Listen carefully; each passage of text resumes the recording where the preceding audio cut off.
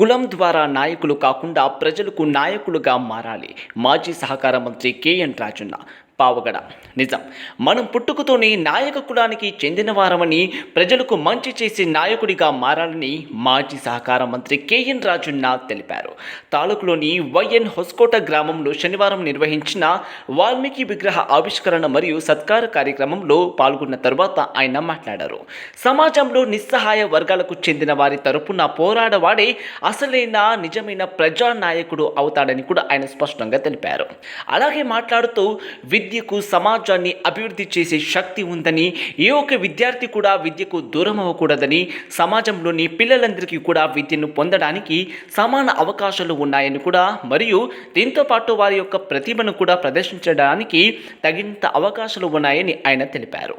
అలాగే మాట్లాడుతూ ఆత్మగౌరవంతో విద్యావంతులుగా సమాజంలో జీవించడానికి విద్య అవసరమని, విద్యార్థులకు నాణ్యమైన విద్యను అందించడానికి నిజాయితీగా కృషి చేయాలని కూడా ఆయన తెలిపారు.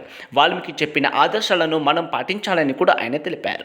విధాన సౌధ ముందు వాల్మీకిని విగ్రహాన్ని ఆవిష్కరించిన ఘనత ముఖ్యమంత్రి సిద్ధరామయ్యకు చెల్లుతుందని కూడా ఆయన తెలిపారు. అలాగే రాష్ట్రంలో ఎవరు కూడా ఆకలితో బాధపడకూడదనే లక్ష్యంతో కర్ణాటకకు ఆకలి లేని రాజ్యంగా మార్చడానికి అన్నభాగ్య అనే ఒక పథకాన్ని కూడా అమలు చేయాలని కూడా ఆయన తెలిపారు. మరియు ఈ యొక్క కార్యక్రమంలో మాజీ మంత్రి శ్రీరాములు ప్రసంగిస్తూ, రాజకీయాల్లో ప్రతి నాయకుడు కూడా వేరే ఒక పార్టీతో గుర్తించబడినప్పటికీ సమాజం విషయానికి వస్తే మనమందరం కూడా ఒకటేనని తెలిపారు.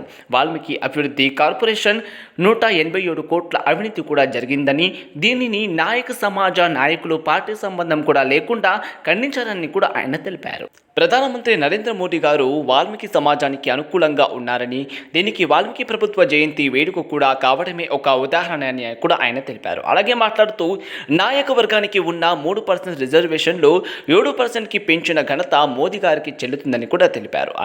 అలాగే వాల్మీకి సామాజిక వర్గం నుండి ద్రౌపది ముర్మును కూడా ప్రధాని మోదీ గారు రాష్ట్రపతిని చేశారని, నాయక సమాజంలోని పిల్లలందరూ కూడా రిజర్వేషన్ల ద్వారా మంచి విద్యను పొంది గొంతులేని సమాజానికి గొంతుకగా మారాలని ఆయన తెలిపారు.